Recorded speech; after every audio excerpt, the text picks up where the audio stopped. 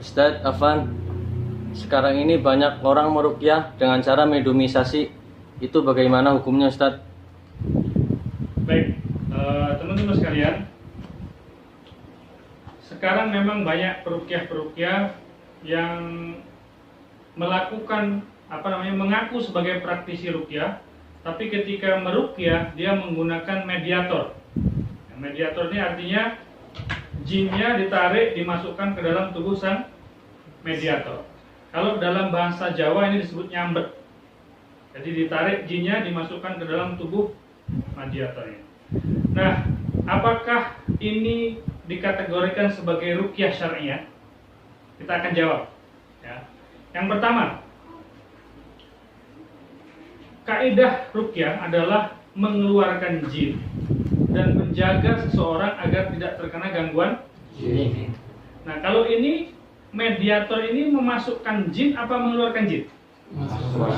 Memasukkan jin. Berarti kalau dia memasukkan jin, ini bertentangan dengan kaidah ruqyah. Ya, kalau ruqyah ini dibacakan ayat-ayat Allah Subhanahu wa taala dengan harapan jin yang ada dalam tubuh seseorang ini keluar, penyakitnya keluar, dan menjadi benteng agar orang yang tadinya tidak ada gangguan jin tidak terkena gangguan jin.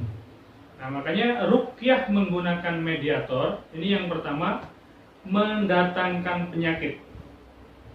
Ya, karena jin ini unsur jahat, unsur buruk. Ketika diundang dimasukkan ke dalam tubuh seseorang, ini sama aja mengundang penyakit atau memasukkan penyakit ke dalam tubuh. Ini nggak boleh. Ya, di dalam Al-Baqarah 195 Allah Subhanahu wa taala berfirman, "A'udzubillahi minasyaitonirrajim wa la tulqu biaidikum ila tahlukah." Janganlah kalian menjatuhkan diri kalian dalam kebinasaan. Ya, jadi ini sama saja kita menjerumuskan diri kita dalam kebinasaan, karena setan ini kalau masuk ke dalam tubuh seseorang bisa merusak tubuh orang tersebut. Yang pertama. Yang kedua, ketika jin dimediumisasi ke dalam tubuh seseorang, biasanya orang yang melakukan mediumisasi akan menanyakan banyak hal kepada jin tersebut. Ya, misalnya kamu dari mana, kenapa kamu masuk dan sebagainya.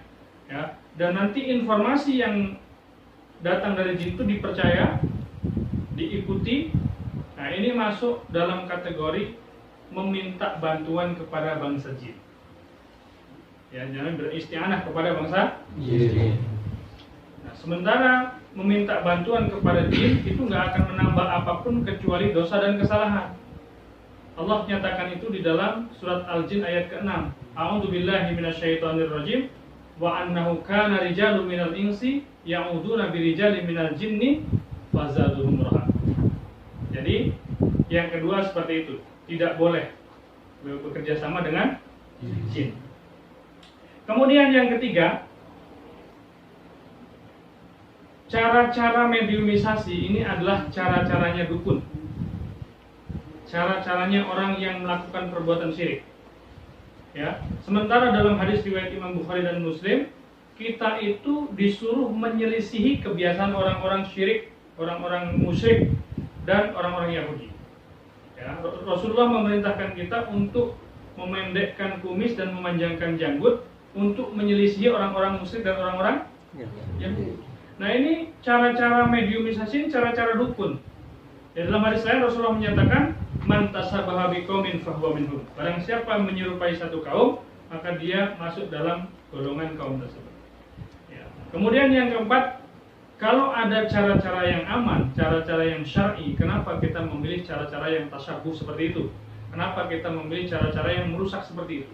Ya, jadi jawabannya bagaimana meruqyah dengan mediator itu? Ruqyah dengan mediator itu kita tolak.